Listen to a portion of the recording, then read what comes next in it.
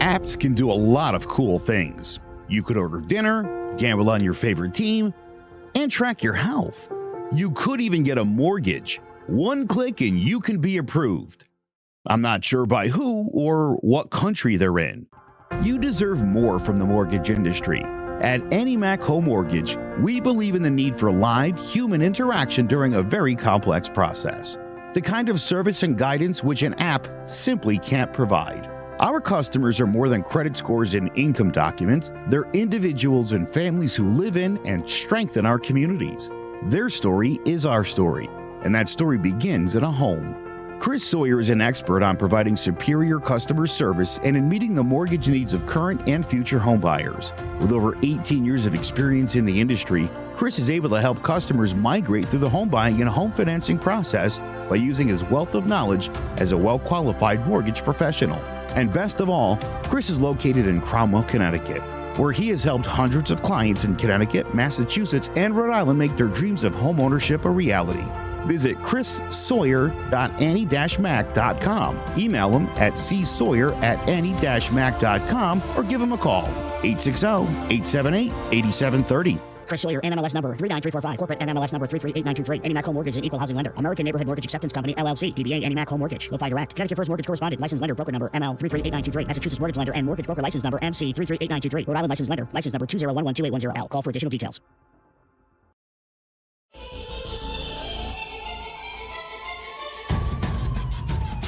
Throwing jabs, always full send. Here we go again. Jared, Joe, and Jay's Clover Crest, top three corner man, punching in with a puncher's chance. We find a way to win. The main event, lock it in every Saturday at 10. The overhand is out of hand when it comes to fisticuffs. Slide a hand on the undercard, you'll never see the punch. Uppercut, got you missing weight, feet are stepping late. Keep your guard up, feeling faint from a feint. Take a stand and eight, then retaliate. Put up your duke, stick and move, bob and weave. Don't lose hope against the ropes, there's always an escape. Never stay down.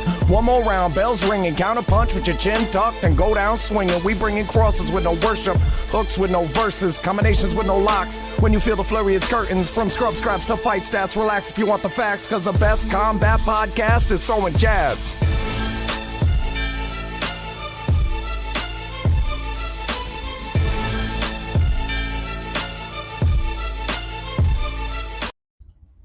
Hello, ladies and gentlemen. Welcome to the Throwing Jabs Combat Sports Podcast. I'm Big Jace, joined by Joe Aguirre and Jared Jones.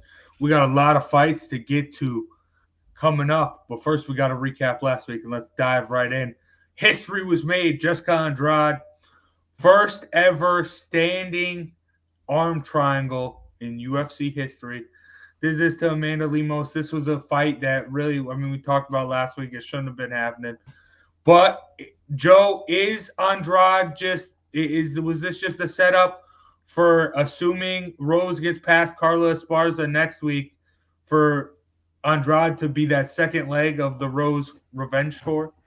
I hate to say this. I think Amanda Lemos was a little overrated, and I think they thought because of her strength that she could hang with a top tier fighter, and that unfortunately for Lemos was not the case. Andrade's a great fighter. I'll tell you, I think there would have been a big difference if she would have been coming off the fight against Valentina Shevchenko as opposed to coming off a dominant first-round stoppage against Savallo in the fight before. I feel like Andrade would have been a little more vulnerable going into a fight against somebody like Lemos, who I think is a good fighter, but I think she was completely outclassed here. Yeah, levels to this game. Number 10 fighter at strawweight moves up to flyweight after a split decision against number 12. It just didn't make any sense. Yeah, we discussed this last week. Didn't make any sense. I think we all knew who was going to win that. Didn't make sense to happen. Honestly, and I hate to say this for the sake of the UFC, but it looked a little boxing-ish. Yeah, I mean, this person who won a little bit, and now we're going to give him this other person to just kind of feed other fighters until we get to where we're trying to get, and then Anthony Joshua and Deontay Wilder never happens. You know, this is what we're looking at, is some kind of boxing stuff ish. Yeah, and you're right about it. I see the roadmap. This was set up just for Andrade to have that fight back at strawweight so she can go for the title if Rose takes care of business against Esparza. I think she will, and it will be a little revenge tour for Rose. But I mean that's a fight we can talk about next week. Is But it okay yeah, to be able to stand Carlos Esparza? I can't stand Carlos Esparza. It's like it's not something. There's just nothing exciting. She's the Tim Duncan of the UFC. It's just boring to watch. I get that you're fundamentally sound and you're doing things good and you're top 5, but oh man, just can't stand watching her fight. Nothing against her personally. She's not on my John Jones list, but well, yeah. I mean, Rose and Carla. I mean, this is fireworks versus sand. yeah, but Esparza has a win. Esparza beat her, but that's a fight we'll get to next week when it happens. That's a great pay-per-view. That was a different Rose. Very, very true. Rose very has true. Much more than Carla since their first fight. 100%. But all right, let's move on to the ring. Recapping the biggest fight last weekend. Tyson Fury KOs Dillian White in the 6th round. Joe, I mean, where does Tyson Fury not only fall compared to the all-time greats in the heavyweight division, but in all of boxing? Well, first and foremost, I did say 5th round knockout, so feather in my cap. This guy is one of the greats, and I think the more you watch this guy fight, Jared made a really good point. I don't know if it was on the show or if we were talking about it, Jared. You said, I mean, this guy in any era is, I mean, just when you look at the speed, you look at the defense, look at the power, the way he uses his body. You could put this guy in a ring with anybody ever in boxing, and it would be hard to root against him. It'd be hard to say this guy's going to beat him up. I'll let you kind of jump in from there. What's the game plan to beat a guy like Tyson Fury? There really isn't one. Oh yeah, well it's on our podcasting thread there that I was saying that. Yeah, because everybody else, Dillian White, I want to stay away from, kind of wear him out. You give me a guy, I'm not going to win a boxing match with Dillian White. I'm 150 pounds, so don't get what I'm saying wrong. But I have a plan, kind of. With everybody in history, Ali, move your head a lot. There's a plan. Tyson Fury, what do you do? He's the one guy that I've ever seen that even if I'm training a fighter, if you're training in Ali or a George Foreman, I mean, we're going to have to get some of those bigger guys in here if we're even going to have the conversation. We need a Larry Holmes, Lennox Lewis types. And what's the game plan? Out jab him if you're Lennox, he's longer.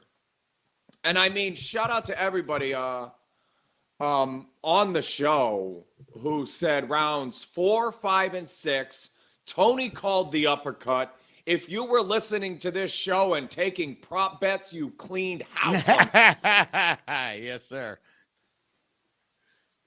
Yeah, I mean, and it's hard to argue Fury as the greatest of all time. If somebody else wants to argue another guy and I get to argue Tyson Fury, I feel like I have the advantage. Yeah, I mean, it's insane, and I mean, we talked about beats any heavyweight and because he is that new. I mean, no one's as big as him, no one's as long as him, no one's but not just heavyweight wise. He's just like you said, no game plan to take him out, and that's why one of the greats of boxing. I mean, yeah, but this is also a guy that we leave off of our pound for pound list all the time. Not me. And part of the reason is because he's so big. You sort of almost hold that against him, and it's like pound for pound. You can't. I mean, what else can this guy do with his body, with his skills? He's a good boxer. He's got great hands, great defense. He's the full package, and he's that size, and he moves like he does. And Jared, this guy can take a punch like nobody's business. Tough to beat. How do you do that? Seriously, what's the game plan? I'm looking at 2, 4, 6, 8, 10 graphs, and it'd be nice to go ahead and share it, but I'm not gonna, because it will just confuse most people, I think. And these 10 graphs are long jump, high jump, 100-yard dash, 200, 400 meters, a bunch of different Olympic events, and the x-axis starts at 1880 and 0. Of course, but 1880 is the year, and it goes all the way up to today. And in every one of these, I'm backwards for you guys.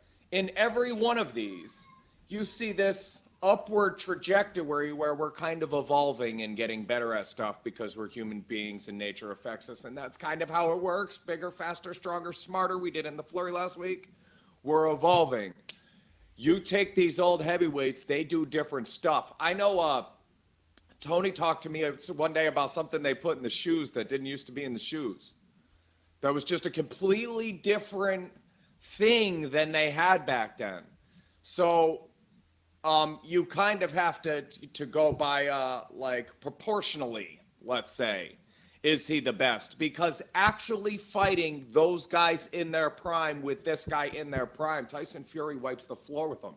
We get better and better and better as we go. You would not want to see what would happen with Jack Dempsey in his prime. We like Jack Dempsey. You don't want to see a guy 100 pounds and a foot taller, taking on a guy that's fighting because he's hungry at the end of the day. Like, this would be a very, very sad thing to watch. It's Jake Paul and Canelo. You think you want it, but by the end of the fight, you're going to go, we weren't supposed to do that. Yes. Yeah. But, Tyson Fury, one of the greatest. I mean, he not only called himself the Gypsy King, he's boxing's king right now, in my opinion. And by the way, how about props to him for talking about Deontay Wilder and suggesting if he does retire, Wilder should be next up. He thinks Wilder's the second best heavyweight in the world. Again, I mean, not only is he a great fighter, he's one of like the best people in the sport. Yeah. So. Solid human being. Well, and I've always said recovering addicts have an extra gear. The metamorphosis that your brain has to go through to evolve past that gives you a sixth gear. It gives you something, most people don't have you could see it when he got up off the ground. That kid got up. He got up when other people stayed down. And I'm not just talking about Deontay Wilder, but how many people stay down?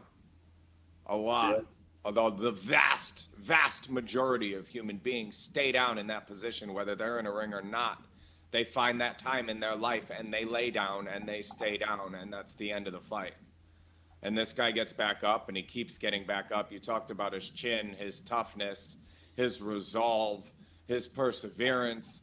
He's got all those intangibles in spades too.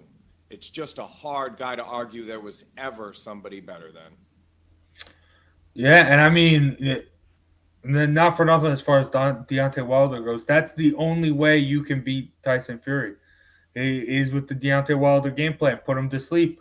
Because there's no way, any other way in that ring, he's going to beat you. You're going to beat Fury. But and that was the best glimpse at that, and Tyson Fury just... It didn't work. Who's the guy? The bells were ringing. The eyes rolled in the back of Tyson Fury's head, and he sat up. But all right. But we got some great fights coming up tonight, and we'll get into them. But first, let's hear a word from one of our sponsors. Come on out for a day of fun to the Cove Kids Classic, presented by Clarity. Friday, May 6, 2022 at Lyman Orchards Golf Club to benefit the Cove Center for Grieving Children. Partnership opportunities are available. All proceeds from the Cove Kids Classic support the Cove's free programs. Please consider partnering with us to continue to support grieving children and teens in 2022 and beyond. For more information or questions, call Allison Gamber at 203-634-0500 or email allison@covect.org. The Cove Kids Classic takes place Friday, May 6th at Lyman Orchards Golf Club. Registration begins at 8 a.m. Shotguns start at 9 a.m. on the player course. Saturday Night Live from the Apex in Las Vegas. It's UFC on ESPN 35, featuring a bantamweight bout in the main event between Rob Font and Marlon Vera. Let's break it down. Rob Font is 34 years old. He's 5'8" with his 71.5-inch reach and a record of 19-5 with 8 knockouts and 4 submissions. From Leominster, Massachusetts, Font got a late start in MMA, taking up Muay Thai and Brazilian Jiu-Jitsu in his late teens and becoming an amateur in 2009. He compiled a record of 3-1 before turning pro in 2011 with a first-round armbar submission. He lost his second fight by decision, but then won his next 9, 5 by stoppage, before making his UFC debut in 2014, knocking out George Roop with a perfectly timed counter right cross. After knocking out Joey Gomez, he dropped a unanimous decision to John Lineker, but 7 months later he came back at the Ultimate Fighter Season 24 finale, dropping Matt Schnell with a knee to the jaw and finishing him with ground and pound. Next, he submitted Douglas De Andrade with a guillotine choke, but was then submitted himself by Pedro Munoz. He bounced back quickly, knocking out Thomas Almeida with a head kick, but 6 months later was completely outclassed by Rafael the Sun Cow, losing by unanimous decision. He came back with dominant performances over Sergio Pettis and Ricky Simon, and in December of 2020 scored his most significant victory when he dropped Marlon Moraes with an uppercut and finished him with ground and pound. On May 22nd, 2021, he took on former bantamweight champion Cody Garbrandt, putting on an absolute masterclass, utilizing his jab and footwork to win a wide unanimous decision. However, 7 months later, he was upset by a resurgent Jose Aldo, taking heavy damage en route to a surprisingly wide unanimous decision loss. One of the most dangerous strikers in the bantamweight division, Font uses his exceptionally long reach to keep his opponents at a distance while landing 5.6 strikes per minute at a 44% accuracy rate. Marlon Vera is 29 years old. He's 5'8" with a 70-inch reach and a record of 18-7-1 with 7 knockouts and 8 submissions. From Chonei, Ecuador, he started training in Brazilian Jiu-Jitsu at the age of 16 and after a brief amateur career turned pro in February of 2012 with a first-round triangle choke. He quickly went 6-1-1 before joining the cast of The Ultimate Fighter Latin America, where he competed on Team Verdun, but was unable to compete in the semifinal due to a skin infection. He made his UFC debut in November of 2014 by losing a unanimous decision to fellow castmate Marco Beltran, but bounced back 9 months later, earning his first performance of the night with a second-round triangle choke of Roman Salazar. After a decision loss to Davey Grant, he went on a 3-fight winning streak, including an armbar of Brian Keller, before dropping 2 in a row to John Lineker and Douglas De Andrade. He came back strong with a second-round body shot knockout of Wulji Barun and strung together another 5-fight winning streak, including a rear naked choke of Gaudio Canetti and a performance of the night third-round knockout of Andre Ewell before dropping a unanimous decision to Song Yadong. On August 15, 2020, he defeated the up-and-coming Sugar Shane O'Malley, stopping him with ground and pound after dropping him with a brutal calf kick. However, his next fight, he was outpointed by UFC legend Jose Aldo. In June of 2021, he avenged his loss to Davey Grant with a unanimous decision, and 5 months later scored the biggest win of his career after an exciting back-and-forth brawl. He knocked out former lightweight champion Frankie Edgar with a savage front kick to the jaw. An elite-level grappler with an excellent ground game, Vera is also a highly technical striker who's able to switch stances as he applies constant pressure to his opponents. Will Font's technical striking and devastating power be enough to overwhelm Vera? Or will Chito's constant pressure and world-class wrestling skills given the edge as both men continue to rise up to bantamweight rankings? Tune in Saturday night to UFC Font versus Vera, and let's find. All right, Joe. Who's going to come out victorious? It's going to be Vera. I just think that guy's got too many weapons in the toolbox, man. I think the way – and here's my other thing. I like Rob Font. I think Rob Font's a really good fighter. Rob Font sometimes doesn't step up when he's got prime opportunities. And I think this is another one of those fights where Rob Font will underperform. Maybe he tries to kind of play it safe against Vera, but I think that guy's He's just too skilled. I mean, he could drop you quick, and his submission game is strong. And I just got a feeling we've seen a lot of that. And I just feel like Font is going to get him armbar or triangle choke or get the back. I just see Font tapping in this one. Also, I do got to point out, Rob Font did miss weight by 2.5 pounds. Yes, he did. Yeah, so. First time, by the way, in his career, he's missed weight. So. Yeah, but 2.5 pounds. That's it's not good. I'm not defending him. I'm just he's not one of those chronic abusers. Yeah, he's not a Paulo Costa. Hey, but I will say, I mean, with those chronic weight missers, Khabib was one of those, and now he's the greatest of all time. So you can figure it out. Well, yeah, you either live and learn, or you just become fat and lazy, and you end up back at Bellator. Yeah, but this fight, Jared, I know you hate the missing weight, one of the biggest forms of cheating in all sports. But who you got winning tonight? I think I have to take Font. Never been stopped, and look, that's how Vera wins fights. To be fair, he's got a couple decisions as of David Grant. So two decision wins in his last 11 wins. 12, 13, 14 wins, 2 by decision. He knocks people out. The only time Font's ever been stopped was a submission chokeout. So I don't know. I like Font as the better striker.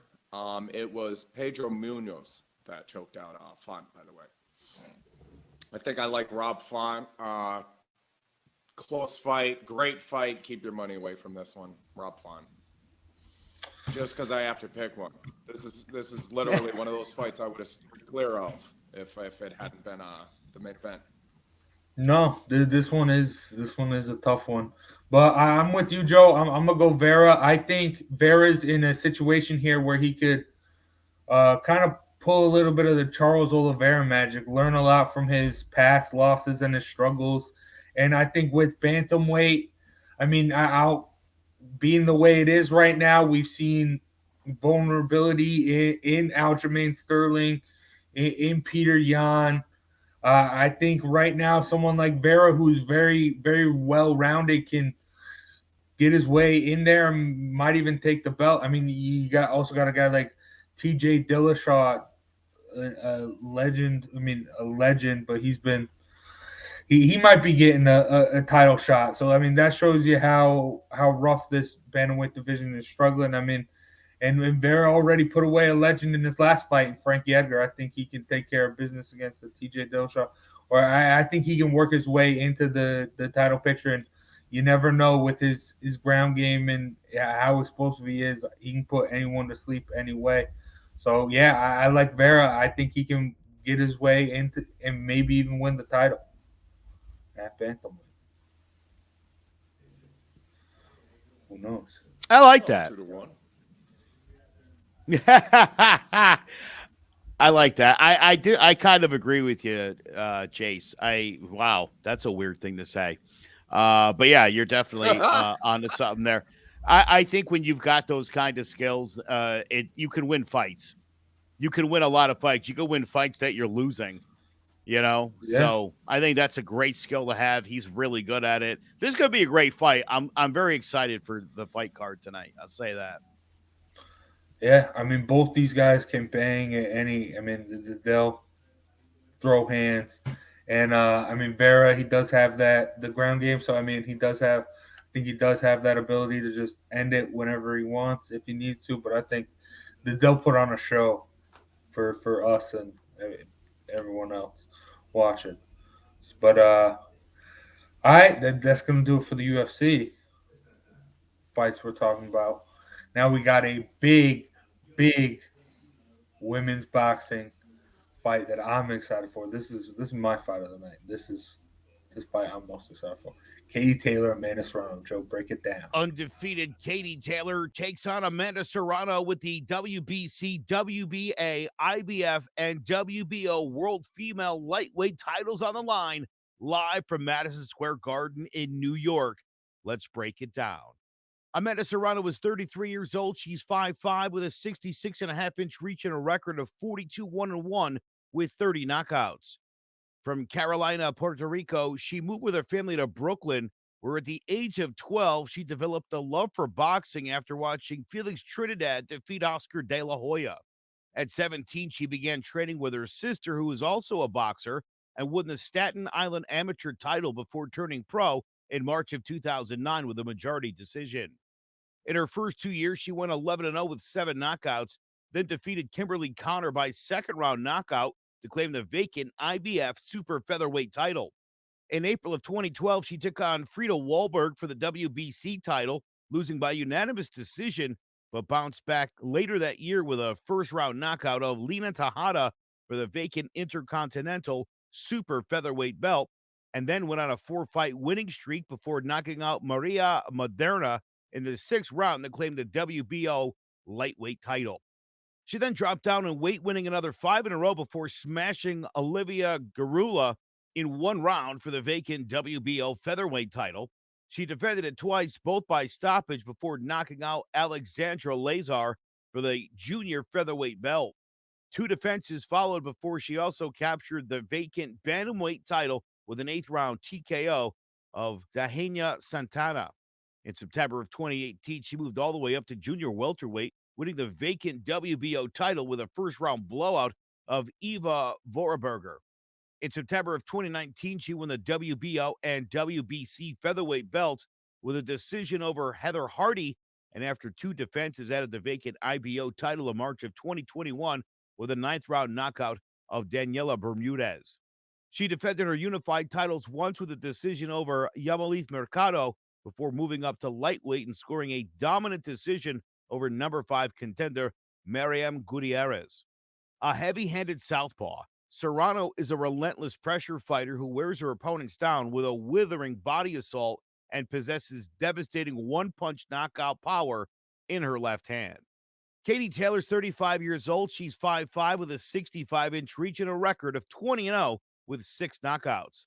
From Bray, Ireland, boxing was in her blood, as her father was a light heavyweight contender and her mother was one of Ireland's first female referees. She began boxing at 12 years old and at 15 won the first officially sanctioned women's boxing matches in her native country. In an amateur career that saw her amass a record of 175-12, she won 5 consecutive gold medals at the Women's World Championships, 6 gold medals at the European Championships, and 5 at the EU Championships before taking home the gold at the 2012 Summer Olympics. After losing in the quarterfinals at the 2016 Olympics, she turned pro with a 3rd-round knockout, and in her second fight, completely shut out Brazil's Vivian Obernoff. She followed those up with 2 more wins before knocking out Nina Menke in the 7th round to claim the WBA Intercontinental lightweight title. And after knocking out Jasmine Clarkson, she won a unanimous decision over Ahani Sanchez to take the vacant WBO lightweight title. 2 fights later, she picked up the IBF belt with a decision over Victoria Bustos, and after 3 straight title defenses, she took the WBO title off Rose Valenti via 9th round TKO. Just 3 months later, she made history by defeating Delphine Person to become one of only 8 boxers and the only female to unify a division by holding all 4 belts. After defending her titles against Cristina Libertato, she defeated Pearson a 2nd time to cement her legacy. In November of 2020, she scored a wide unanimous decision over Spain's Miriam Gutierrez, and 6 months later took on former Olympian Natasha Jones, digging deep to win an extremely close unanimous decision in an exciting back-and-forth slugfest. In September of 2021, she put on another electrifying performance against Jennifer Hahn, dropping her in the 8th with a short right hook, and followed that up 3 months later with another wide unanimous decision over number 2 contender Firuza Sharapova. The most decorated female fighter of all time, she possesses lightning-fast footwork, a solid jab, and powerful hook. She will also frustrate her opponents with her exceptional lateral movement. In an exciting matchup between the two most accomplished females in boxing history, will the relentless pressure and powerful body attack of Serrano be enough to dethrone the unified lightweight queen? Or will Taylor's fast hands and slick defense prove the difference as she continues to as the greatest female fighter of all time? Tune in Saturday night to Taylor versus Serrano, and let's find out. All right, Joe had to bounce. He just had to leave. But for the record, his pick is Serrano by decision, and he's buying into the hype. I mean, I get it. A lot of people are. The Jake Paul, the Logan Paul, Jake Paul hype with Serrano. Yeah, sure, you can buy into that all you want. It's cool, but we're getting into the boxing ring, and Katie Taylor might be the most talked about boxer we on this show. Back in the days when it was just you and me, I feel like she got brought up a couple times an episode, and now she always does. Katie Taylor's going to win this fight. She's on another level. Amanda Serrano's tough, but I think this is perfect. I think this is going to be Katie Taylor's Deontay Wilder. I think that it's going to be tough. A lot of people are on the Amanda Serrano bandwagon. So I think they're going to see it a little differently. I think Katie Taylor is going to dominate, but Amanda Serrano is going to win some rounds here and there. But I think this will be a trilogy. And, I mean, we've talked about it before, how you need that dance partner to push you to your limits to really get into that break-in to the casual eye and get the real respect you deserve. And I think this is it for Katie Taylor. Amanda Serrano's tough. These are both at the top of the women's pound-for-pound list right now. Like, this is going to be a great, great fight. But Katie Taylor, I mean, the only time she's really struggled, Pursoon, her first fight against Pursoon, the only judge's scorecard she did not win because the judge scored her to draw. You couldn't even beat her. The draw was the only non-judge's scorecard she won. You couldn't even win a judge's scorecard against her. That being said, and then you got Jonas, which was another she looked tough for her, but that was because Jonas was bigger coming down.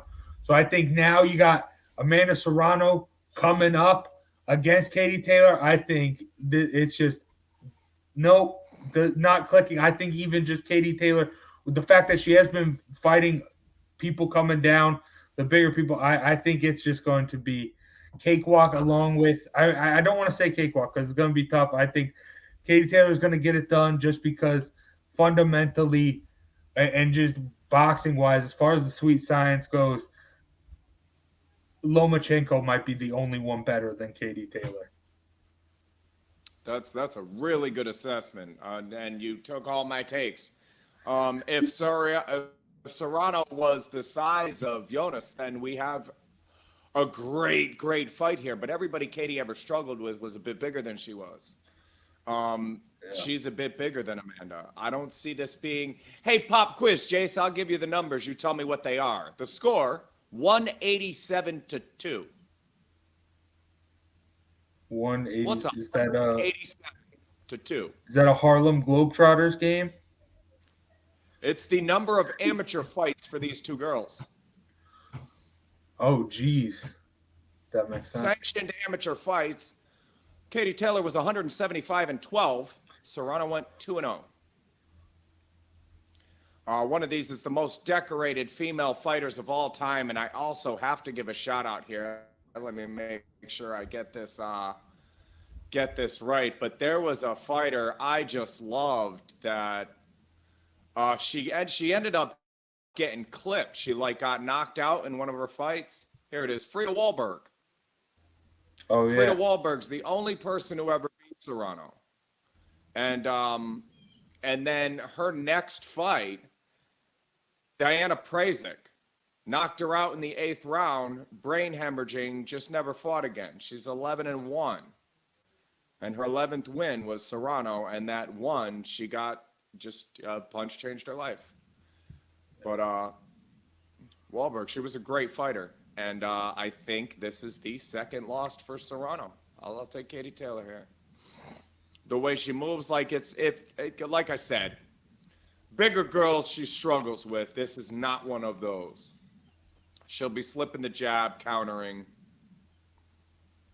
Yeah, and I mean, Serrano, like, if it just wasn't Katie Taylor, I mean, we saw her come up against Miriam Gutierrez, the only common opponent between these two. I mean, she was great. I think anyone else, I think she would be great at this, at lightweight. But it's Katie Taylor. It's one of the best it's possibly the best pure boxer in the sport right now. So it's going to be tough with that size disadvantage. But I do think this is going. I really hope Amanda Serrano turns into the playmate with Katie Taylor that brings her to and makes it go into that Wilder Fury-esque type. And I think it has to. Rivalry. Both of these girls are tough. I don't see any knockouts coming. One of them's a little longer. This is going to be a great fight. This is the kind of fight women's boxing needs now too, with everything that's going on. This is beautiful. I love that this is happening. And take Katie Taylor. Yeah, Katie Taylor. Hey, it sucks. Joe had Serrano. He could have been here, but he has to go. He has to go teach orientation at Connecticut School Broadcasting. So, all right. But we still get to hear his lovely voice talking about our next fight, the junior featherweight or junior lightweight unification fight between Oscar Valdez and Shakur Stevenson. WBC super featherweight champion Oscar Valdez and WBO champion Shakur Stevenson meet in a unification bout on Saturday night. Let's break it down. Oscar Valdez is 31 years old. He's 5'6" with a 66-inch reach and a record of 30-0 with 23 knockouts. From Nogales, Mexico, Valdez began his amateur career at 17 years old, winning the Youth World Boxing Championships the following year and going on to win amateur championships at the Pan Am Games, as well as qualifying for the 2008 and 2012 Olympics, though he was eliminated in both semifinals. After compiling a record of 29-7, he made his pro debut on November 3rd, 2012 with a third-round knockout of Angel Prada. In his first 2 years, he went 9-0 with 9 knockouts before winning the vacant NABF Super Featherweight belt, then won his next 9 with 7 knockouts before defeating Argentina's Matías Ruda via second-round TKO to claim the vacant WBO featherweight title. After a 7th-round stoppage of Hiroshi Asawa and decisions over Miguel Maraja and Genesis Sarvenia, he took on former champion Scott Quigg in March of 2018. In a brutal back-and-forth slugfest that saw 1,509 punches thrown, Valdez was able to retain his title with a unanimous decision, despite requiring his jaw to be wired shut after the bout. Following that fight, he left longtime coach Manny Robles for celebrated trainer Eddie Reynoso in an attempt to tighten up his defense and avoid the savage brawls that he'd been engaging in since becoming champion. He defended his belt twice more with a 7th-round stoppage over Carmine Tomasson and a unanimous decision over Jason Sanchez before moving up to super featherweight and scoring brutal knockouts over Adam Lopez and Jason Velez. He then challenged old amateur rival Miguel Burchell for his WBC title, with the original date being pushed back 2 months after Burchell contracted COVID-19. On February 20th, 2021, Valdez put on a clinic despite being a heavy underdog, dropping Burchell in the 4th and 10th rounds before landing a thunderous walk-off counter left that left the champion unconscious for several minutes. 7 months later, he took on top contender Robson Conceição, and despite testing positive for PEDs, the fight was allowed to go on, with Valdez taking over midway through the fight after a slow start to pull out a close and controversial decision. A hard-punching pressure fighter who boasts a 77% knockout rate, Valdez likes to wear his opponents down with a constant onslaught of body shots and uses a solid jab and excellent lateral movement to set up his huge left hook. Shakur Stevenson is 24 years old. He's 5'8" with a 68-inch reach and a record of 17-0 with 9 knockouts. From Newark, New Jersey, he was taught to box at the age of 5 by his grandfather.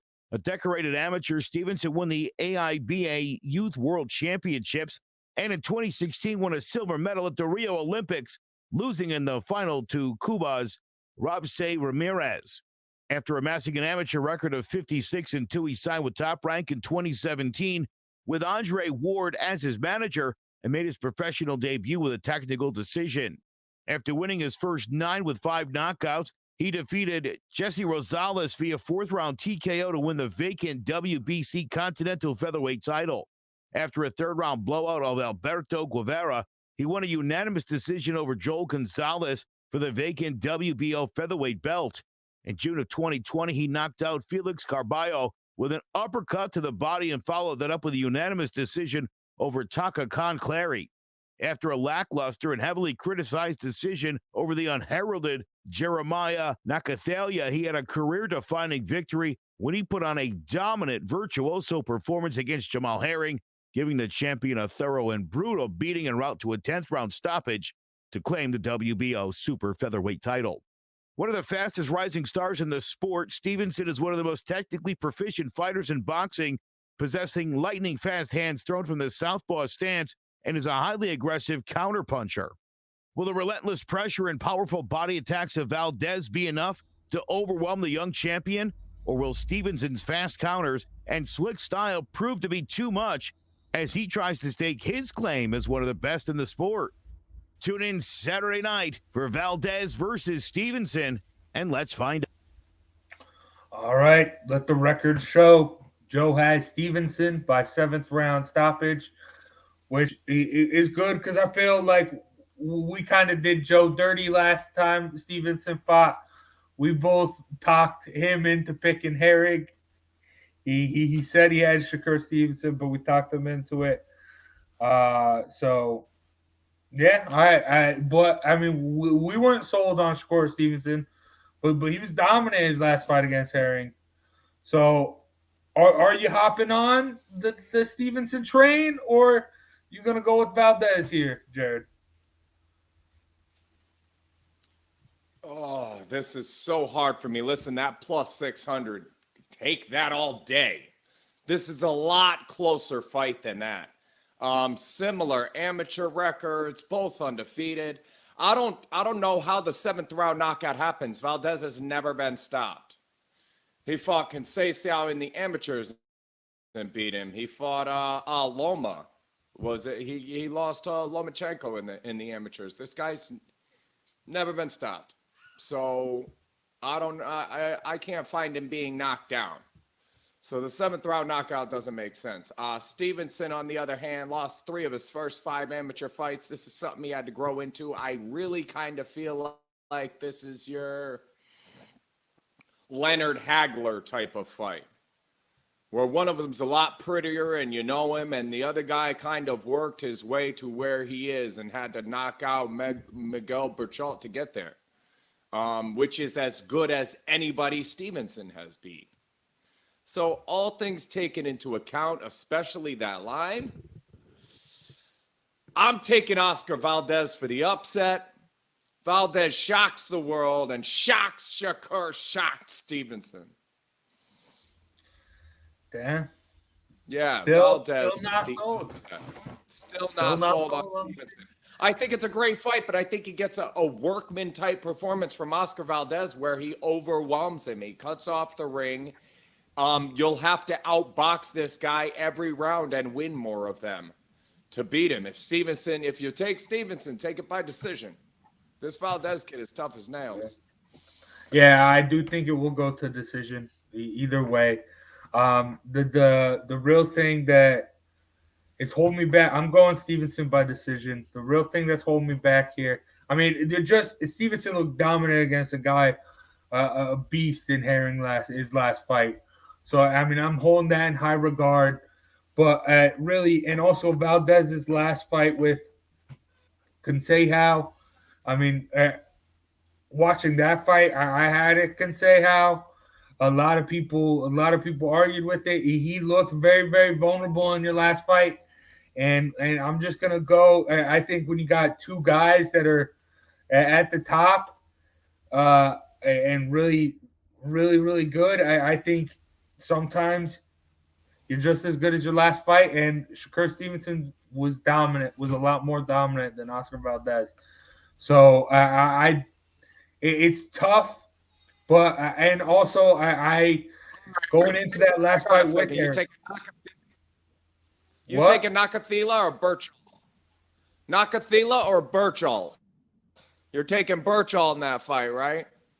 Yeah, Are you taking Robinson Cesau or Jamel Herring? Herring.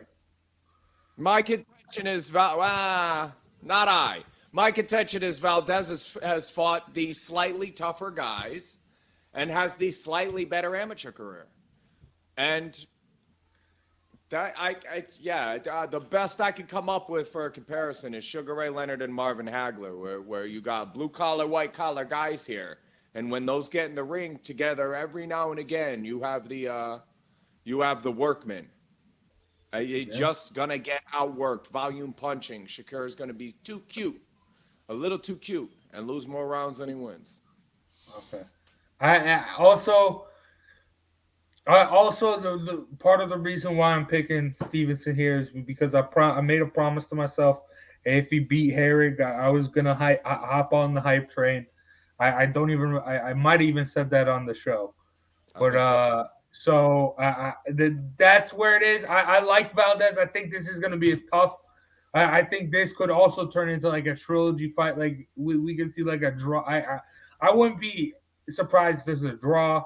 I think we will come into next week. I think there will be some debate on how this is ruled, because I think this is going to the judges' scorecard.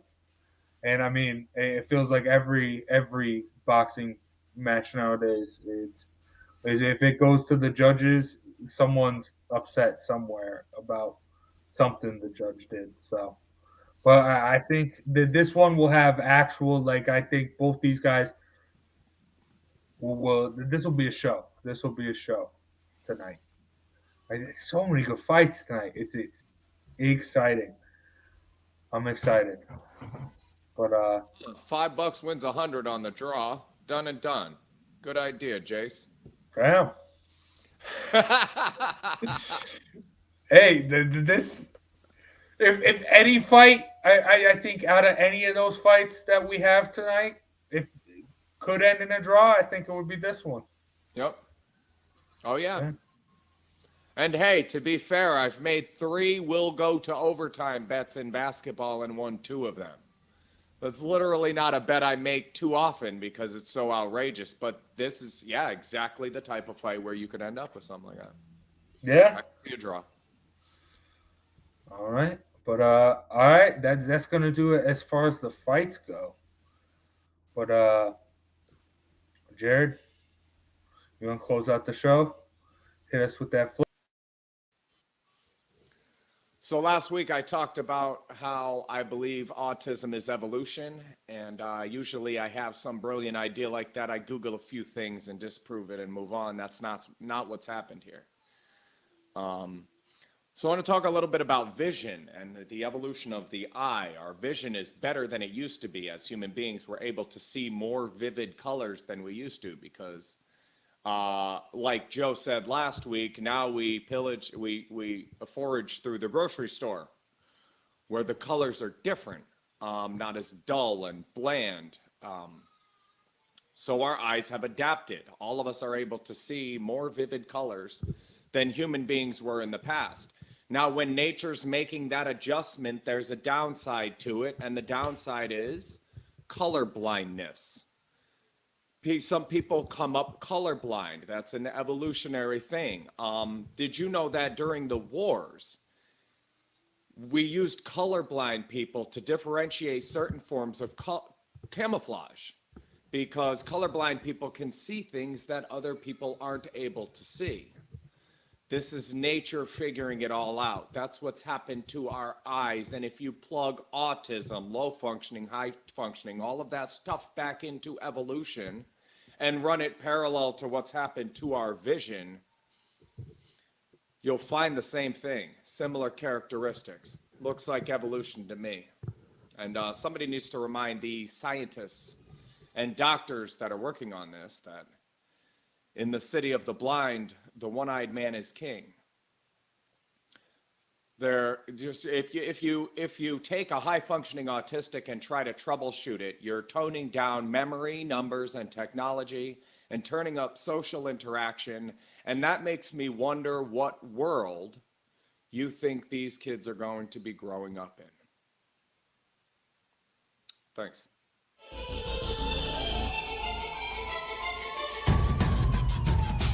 Throwing jabs, always full send. Here we go again. Jared, Joe, and Jay's Clovercrest, top three corner man. Punching in with a puncher's chance, we find a way to win. The main event, locked it in every Saturday at 10. The overhand is out of hand when it comes to fisticuffs. Slide a hand on the undercard, you'll never see the punch. Uppercut, got you missing weight, feet a stepping late. Keep your guard up, feeling faint from a feint. Take a stand and eight, then retaliate. Put up your duke, stick and move, bob and weave. Don't lose hope against the ropes, there's always an escape. Never stay down. One more round, bells ringing. Counter punch with your chin tucked and go down swinging. We bringing crosses with no worship, hooks with no verses, combinations with no locks. When you feel the flurry, it's curtains. From scrub scraps to fight stats, relax if you want the facts, cause the best combat podcast is Throwing Jabs.